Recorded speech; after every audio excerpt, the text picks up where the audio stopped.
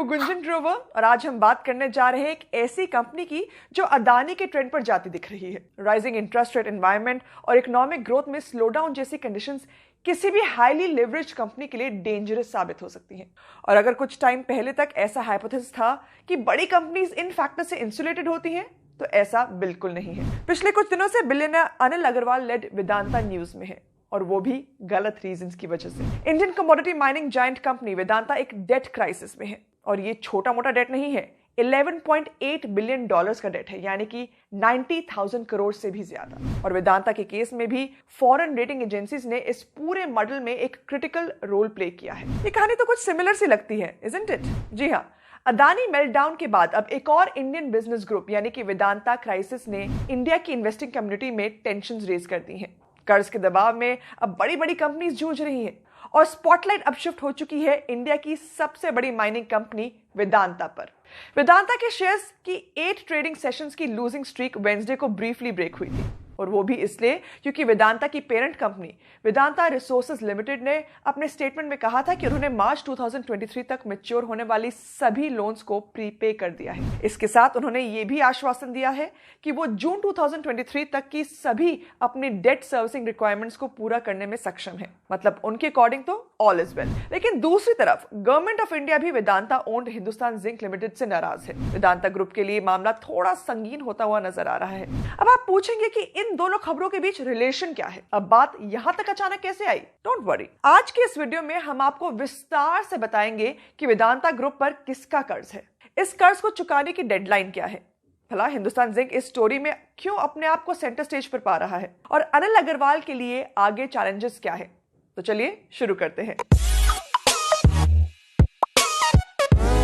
Vedanta limited एक diversified natural resource group है जो zinc, lead, silver, copper, aluminium, iron ore जैसे मिनरल्स और ऑयल एंड गैस के एक्सप्लोरेशन, एक्सट्रैक्शन और प्रोसेसिंग में एंगेज्ड है। कहा जा सकता है कि कंपनी इन सभी सेगमेंट्स में लीडिंग प्रोड्यूसर है, जिसकी वजह से वो इंडियन मार्केट्स में स्ट्रॉन्ग पोजीशन कमांड करती है। वेदांता लिमिटेड की प्रेजेंस अक्रॉस इंडिया तो है ही, लेकिन वेदांता की presence south Africa, Namibia, Ireland, Liberia और यूएई जैसे देशों में भी है। वेदांता ने रिसेंटली ही गोवा बेस्ड कंपनी निकोमेट को एक्वायर किया था, जिसके बाद वो इंडिया की सोल, निकल और कोबाल्ट प्रोड्यूसिंग कंपनी भी बन गई है। अलग अलग कमोडिटी सेगमेंट्स में ऑपरेशंस होने के कारण कंपनी का बिजनेस काफी डाइवर्सिफाइड है, और यही डाइवर्सिफिकेशन उन्हें किसी भी एक कमोडिटी स्पेसिफिक सिक्लिकलिटी और रिस्क से कुछ हद तक शील्ड भी करती है। वेदांता की एक खासियत यह भी है कि उनके जिंक, सिल्वर और lead businesses low cost of production से सपोर्टेड है। अब अगर हम कंपनी के फाइनेंशियल्स पर गौर करें तो उनके ऑपरेटिंग प्रॉफिट्स काफी रोबस्ट रहे हैं, स्पेशली अगर हम FY22 को देखें तो। हालांकि करंट फाइनेंशियल ईयर में हम रशिया यूक्रेन वॉर और चाइना की जीरो कोविड पॉलिसी की वजह से रहे सबड्यूड कमोडिटी प्राइसेस का इंपैक्ट वेदांता के ऑपरेटिंग मार्जिन्स पर देख सकते हैं। जाहिर है लेवरेज कंपनीज को अपने क्रेडिटर्स को रेगुलर इंटरेस्ट पेमेंट्स करने पड़ते हैं, लेकिन अगर कोई हाईली डेट रिटर्न कंपनी अपने इंटरेस्ट पेमेंट्स को कवर करने के लिए इनफ ऑपरेटिंग प्रॉफिट जनरेट नहीं कर पाती है, तो वो अपने डेट ऑब्लिगेशंस को मीट करने में स्ट्रगल कर सकती है, और चांसेस हैं कि या तो वो इस डेट को सर्विस करने के लिए नया डेट या फिर अपने कमिटमेंट्स पर डिफॉल्ट कर जाए, और ये दोनों ही सिचुएशंस कंपनी के लिए मुश्किलें पैदा कर सकती हैं। इसलिए कंपनी के ऑपरेटिंग प्रॉफिट्स या फिर earnings before interest payments and tax important होते हैं, स्पेशली अगर वो कंपनी हाईली लिवरेज्ड हो जैसे कि वेदांता। आप सोच रहे होंगे कि वेदांता के ऑपरेटिंग प्रॉफिट्स तो हेल्दी हैं, तो आखिर वेदांता की लिक्विडिटी पोजीशन कैसी है? Well, credit rating agency CRISIL के दिसंबर 2022 की रिपोर्ट के मुताबिक भी वेदांता लिमिटेड की लिक्विडिटी तो स्ट्रॉन्ग है। वेदांता लिमिटेड के पास एज ऑन सितंबर 2022 26,453 करोड़ का कैश बैलेंस है, प्लस जरूरत पड़ने पर उन्हें बैंक से 12,000 करोड़ की अनयूज्ड क्रेडिट लिमिट भी मिल सकती है। तो फिर प्रॉब्लम क्या है? वो कहते हैं ना, devil is in the details, the debt burden which is making investors and credit rating agencies nervous. क्या आपने इस वीडियो से पहले वेदांता रिसोर्सेज लिमिटेड का नाम सुना था? वो क्या है, क्या करती है? मुश्किल से किसी को पता होगा, राइट? वेदांता रिसोर्सेज लिमिटेड एक होल्डिंग कंपनी है जिसके अंडर वेदांता लिमिटेड ऑपरेट करती है। रिसेंटली ही हमने होल्डिंग कंपनीज पर एक वीडियो बनाया था, अगर आपने वो मिस किया तो आप होल्डिंग कंपनी से जुड़े कॉन्सेप्ट्स को जानने के लिए उसे जरूर देखें। As of 31 March 2022 Vedanta resources limited का वेदांता लिमिटेड में 69.7% का शेयर है। इन ऑपरेटिंग रिलेशनशिप्स की इंपॉर्टेंस समझना इसलिए भी जरूरी है क्योंकि जैसा कि हमने वीडियो की शुरुआत में बताया था, वेदांता रिसोर्सेज लिमिटेड की डेट सर्विसिंग पर कई क्वेश्चन मार्क्स उठ रहे हैं, जिसकी वजह से उन्हें स्टेटमेंट के साथ भी बाहर आना पड़ा है। इन डेवलपमेंट्स के चलते ही पिछले एक महीने में वेदांता लिमिटेड के स्टॉक 17.5% से क्रैश हुआ है। ये बात है कि वेदांता लिमिटेड को अपनी parent company Vedanta resources limited के डेट को सपोर्ट करने के लिए मजबूरन हाई डिविडेंड्स पे करने पड़ते हैं, जो अल्टीमेटली एक सिग्निफिकेंट कैश आउटफ्लो बन जाता है। ऊपर से वेदांता लिमिटेड ने FY22 और FY21 में सिग्निफिकेंटली लेवरेज्ड केपेक्स आउटले भी किया है और ये डेट उनके फाइनेंशियल्स पर प्रेशर डाल रहा है। प्लस FY23 के फर्स्ट हाफ में ऑलरेडी कंपनी ने 8500 करोड़ का केपेक्स कर लिया है, जो एक्सपेक्टेड है कि FY24 तक और भी इंक्रीज होगा। इसलिए वेदांता लिमिटेड की डिक्लाइनिंग ऑपरेटिंग प्रॉफिटेबिलिटी भी एक कंसर्निंग पॉइंट है, specially in challenging global economic conditions में। इनफैक्ट $3.5 बिलियन के कैश कंपोनेंट को एडजस्ट करने के बाद वेदांता ग्रुप के ऊपर at the moment all in all $11.8 billion का कर्ज है, और ये भी तब जब parent company Vedanta resources limited ने लास्ट ईयर अपने डेट बर्डन को 10 बिलियन से रिड्यूस करते हुए $7.7 बिलियन तक ला दिया है। अब दिक्कत यह है कि आने वाले महीनों में वेदांता रिसोर्सेज लिमिटेड के कई लार्ज डेट पेपर्स मैच्योर हो रहे हैं। इन सिक्योरिटीज की मैच्योरिटी का शेड्यूल अगर हम देखें तो अक्टूबर 2022 से लेकर मार्च 2023 में उन्हें $840 मिलियन के लोन्स रीपे करने हैं, और फिर इस साल के अप्रैल और मई में उन्हें कुल मिला के कुछ $900 मिलियन के बॉन्ड पेमेंट्स करने हैं, और FY24 के फर्स्ट क्वार्टर में उन्हें टोटल $860 मिलियन के एक्सटर्नल और इंटरनल लोन्स भी रीपे करने हैं। अब अगर हम बियॉन्ड जून 2023 भी देखते हैं तो हमें पता चलता है कि वेदांता रिसोर्सेज लिमिटेड का डेट मैच्योरिटी स्केड्यूल काफी रिगरस है। By end of Q3 FY24 Vedanta resources limited को 670 मिलियन के लोन्स रीपे करने हैं। जनवरी 2024 में around 1 billion of bond payments due हैं, और साथ ही उन्हें $600 मिलियन का एनुअल इंटरेस्ट बिल भी पे करना है। US based credit rating agency Moody's का मानना है कि वेदांता रिसोर्सेज लिमिटेड इस डेट को टाइमली सर्विस या फिर रीफाइनेंस करने में नाकामयाब रहेगी, और इसी वजह से उन्होंने अक्टूबर 2022 में कंपनी की क्रेडिट रेटिंग को डाउनग्रेड कर दिया था। हालांकि अपने रिस्पांस में वेदांता रिसोर्सेज लिमिटेड ने मूडी के इन ऑब्जर्वेशन को एक्सेसिवली पेसिमिस्टिक बताया और कहा कि क्रेडिट रेटिंग एजेंसी ने कंपनी के मल्टीपल सोर्सेज इंक्लूडिंग इंटरनेशनल और डोमेस्टिक से फंड रेज करने के ट्रैक रिकॉर्ड को इग्नोर किया है। रेटिंग एक्शन से नाराज होकर कंपनी ने मूडी की सर्विसेज को लास्ट ईयर नवंबर में भी टर्मिनेट कर दिया था। उन्होंने आर्ग्यू किया है कि इन चैलेंजिंग टाइम्स में भी FY23 के फर्स्ट हाफ में वेदांता रिसोर्सेज लिमिटेड ने इंडिया की पब्लिक सेक्टर बैंक्स जैसे कि स्टेट बैंक ऑफ इंडिया और कैनरा बैंक से ऑलमोस्ट $1 बिलियन के फंड्स रेज किए हैं। साथ ही में 69.7% स्टेक रखने वाली एक होल्डिंग कंपनी होने के नाते वेदांता रिसोर्सेज लिमिटेड को FY23 में अब तक वेदांता लिमिटेड से अप्रॉक्सीमेटली $1.6 बिलियन का डिविडेंड पे आउट भी मिला है। हालांकि ये फंड्स भी वेदांता रिसोर्सेज लिमिटेड के लार्ज डेट मैच्योरिटीज को सर्विस करने के लिए इनफ नहीं है, और इसलिए एक और rating agency S&P global ratings ने इस साल फरवरी में वेदांता ग्रुप के फंड रेजिंग कैपेबिलिटीज पर फिर से सवाल उठाया। उनका कहना था कि वेदांता रिसोर्सेज लिमिटेड सितंबर 2023 तक के अपने सभी डेट ऑब्लिगेशंस को पूरा तो कर पाएगी, लेकिन सितंबर के बाद सफिशिएंट लिक्विडिटी मेंटेन करने के लिए ग्रुप को या तो फिर से एक्सटर्नल सोर्सेज से कैपिटल रेज करना पड़ेगा, जो इस हाई इंटरेस्ट रेट एनवायरनमेंट और अनफेवरेबल क्रेडिट रेटिंग्स की वजह से काफी एक्सपेंसिव होगा, या फिर उन्हें अपने कुछ एसेट्स को सेल करना होगा। अब वेदांता ग्रुप ने सोचा कि दूसरों को एसेट्स बेचने से अच्छा है कि वो उसे अपने घर में ही क्यों ना बेच दे। इस डेट के चंगुल से निकलने के लिए अनिल अग्रवाल लेड वेदांता ग्रुप ने यह प्रपोज किया है कि वेदांता लिमिटेड अपने Africa based international zinc business को अपनी सब्सिडरी हिंदुस्तान जिंक को ऑलमोस्ट $3 बिलियन में बेच देंगे, और इस बात से गवर्नमेंट को लग गया है बुरा।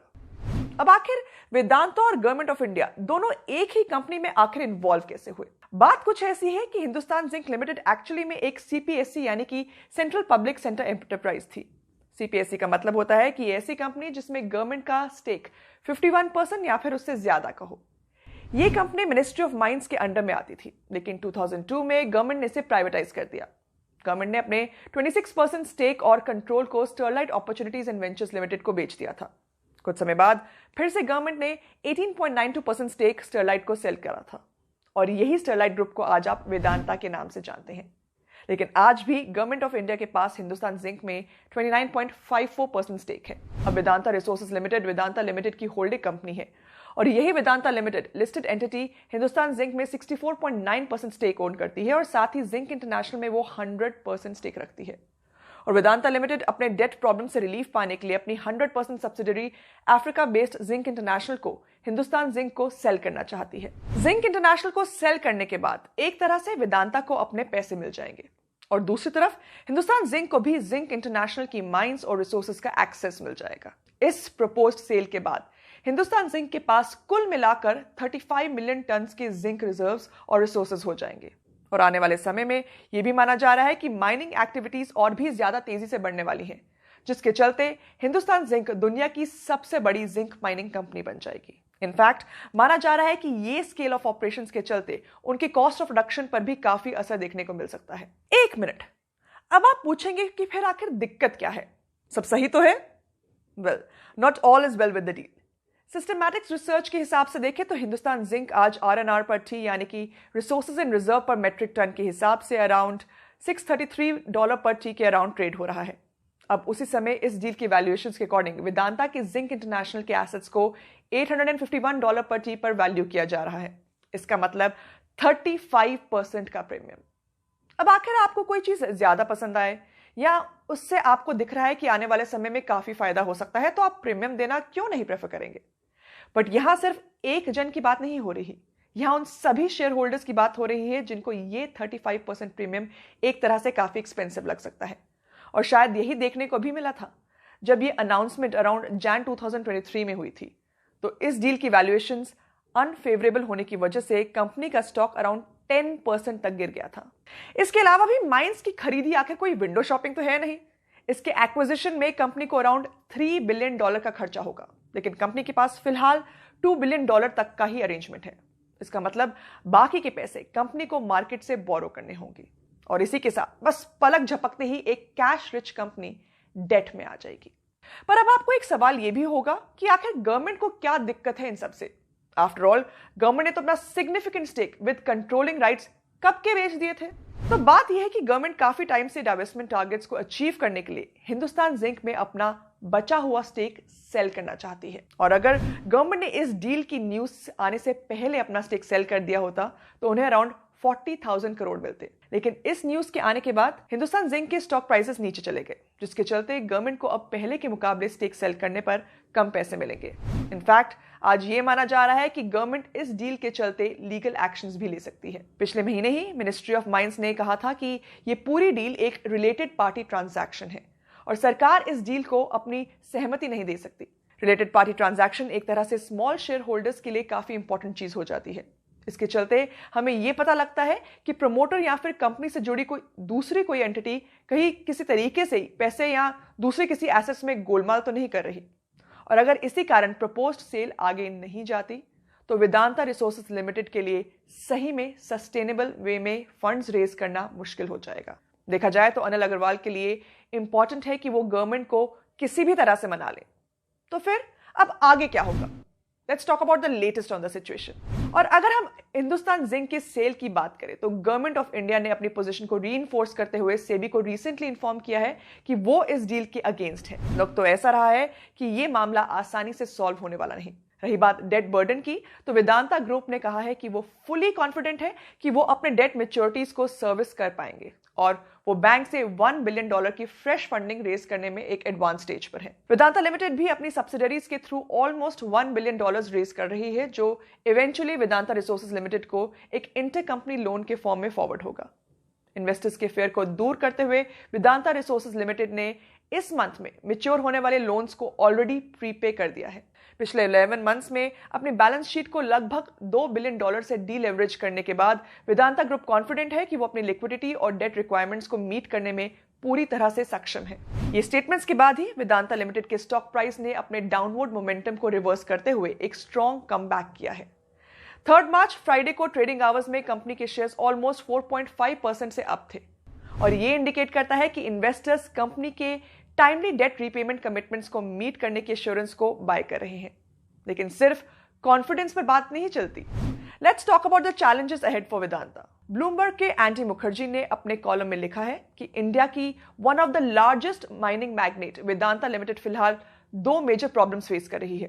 पहला, चाइना में अगर इकोनॉमिक रिवाइवल एक्सपेक्टेशन के हिसाब से प्ले आउट नहीं करता तो कमोडिटी सेगमेंट में पोस्ट पैंडेमिक के सुपर नॉर्मल ऑपरेटिंग प्रॉफिट्स वाले दिन खत्म होने की पूरी संभावना है। और अगर ऐसा होता है तो वेदांता लिमिटेड की लिक्विडिटी पोजीशन पर एक नेगेटिव इंपैक्ट पड़ सकता है, क्योंकि पुरानी डेट को रीपे करने के लिए कंपनी हायर इंटरेस्ट रेट्स पर नया डेट ले रही है, जो बाय द वे हम समझ ही चुके हैं कि एक बहुत ही बुरा आइडिया है। आखिर एक पूरी की पूरी कंट्री इसके चक्कर में इकोनॉमिक मेल्टडाउन के कस्प पर है। यस, हम बात कर रहे हैं पाकिस्तान की। अगर आपने ये वीडियो नहीं देखा तो इसे जरूर देखें। अनिल अग्रवाल के सामने दूसरी बड़ी मुश्किल ये है कि अगर वो हिंदुस्तान जिंक लिमिटेड के सेल को फोर्स करने का ट्राई करते हैं तो वो इस प्रोसेस में गवर्नमेंट को नाराज कर देंगे, और गवर्नमेंट की ये नाराजगी शायद वेदांता के एम्बिशियस $19 बिलियन सेमीकंडक्टर प्लान्स को खतरे में डाल सकती है। That brings us to the end of this video. तो क्या लगता है आपको, क्या वेदांता ग्रुप बेयर्स का अगला टारगेट है?